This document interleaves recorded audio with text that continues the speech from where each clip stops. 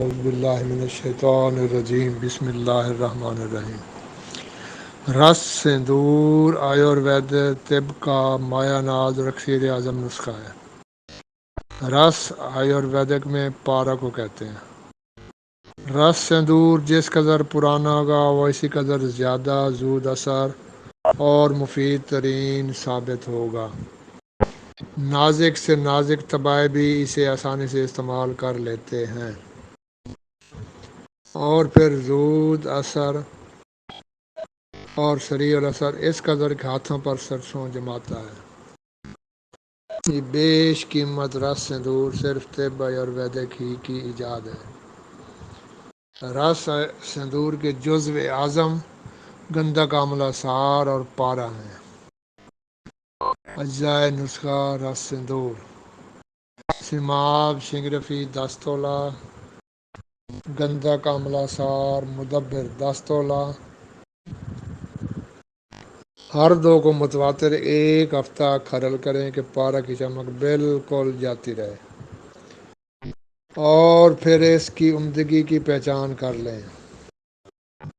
2-4 رتی تیار شدہ یہ کجلی لے کر ہاتھ کی ہتھیلی پر ڈالیں اور 2-3 بوند پانی کی ڈال کر انگلی سے رگڑیں اور پانی کو خشک کر لیں۔ اگر کجلی درست ہوگی تو وہ بدستور قائم رہے گی، ورنہ اس میں پارا کے ذرات چمکنے لگیں گے۔ اگر پارا کے ذرات چمکنے لگیں تو سمجھ لیں کہ یہ خام کجلی ہے جو قابل استعمال نہیں ہے۔ دوبارہ مسلسل کریں، نیز پارا ہر حال میں شنگرف سے نکالا ہو اور گندھک مدبر کی ہوئی ہو۔ جب عمدہ کجلی تیار ہو جائے تو اسے جوشاندہ ریش برگد یعنی بوڑ کی داڑھی کی 3 بھاؤنا تشبیہ دیں۔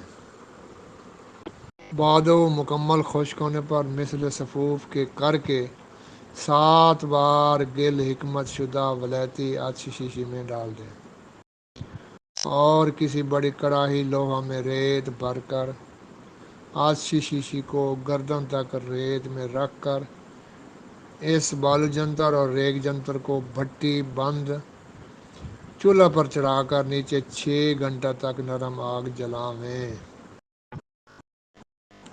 جب منہ شیشی سے دھواں نکلنے لگے تو قدرے آگ اور تیز کر دیں اور لوہے کی سلاخ منہ شیشی میں پھراتے رہیں تاکہ گندھک کے دھواں سے شیشی کا منہ بند نہ ہو جائے۔ جب دھواں نکلنا مکمل طور پر بند ہو جائے، یہ خیال لازمی طور پر رکھیں جب پوری طرح تسلی ہو جائے کہ دھواں نکلنا مکمل طور پر بند ہو گیا تو شیشی کے منہ میں پہلے سے بنا ہوا پختہ اینٹ یا سنگ مرمر کا شیشے کے منہ پر فٹ آنے والا ڈاٹ لگا کر پلستر یا کھڑیا مٹی یا چکنی مٹی روئی یا میختا جسے خوب کوٹ کر باہم یکجان کر لیا گیا ہو اسے ڈاٹ کو پلستر کر کے سربمہر کر دیں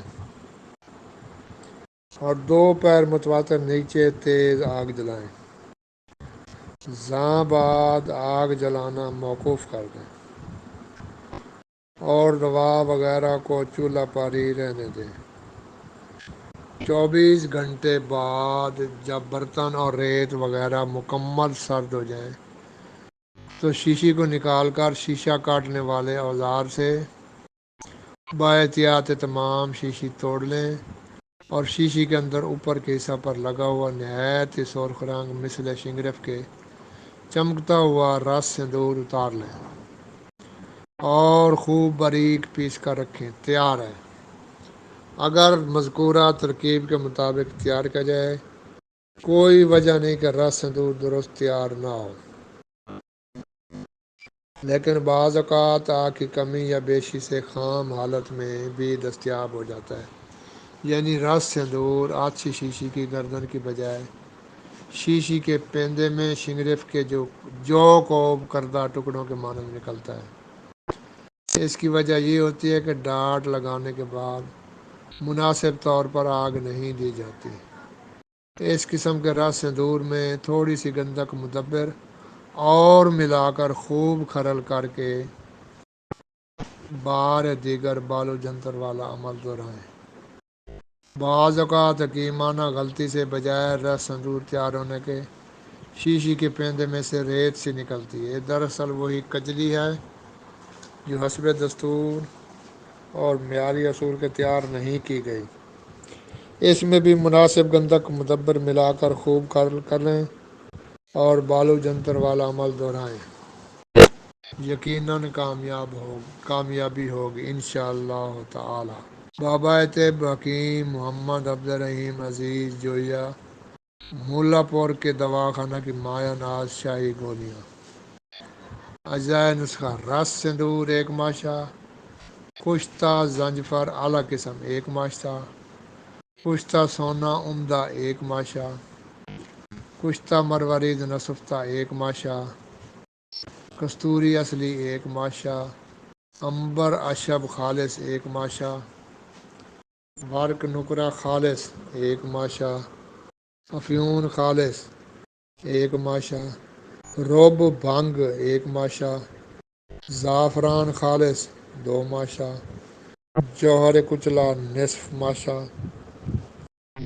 جملہ ادویات کو الگ الگ باریک کر کے سہ کے باریک کر لیں اور بقدر دانہ جوار گولیاں بنا کر ورق طلا میں ملفوف کر کے خشک کر لیں اور شیشہ کی شیشی میں ڈال محفوظ کریں۔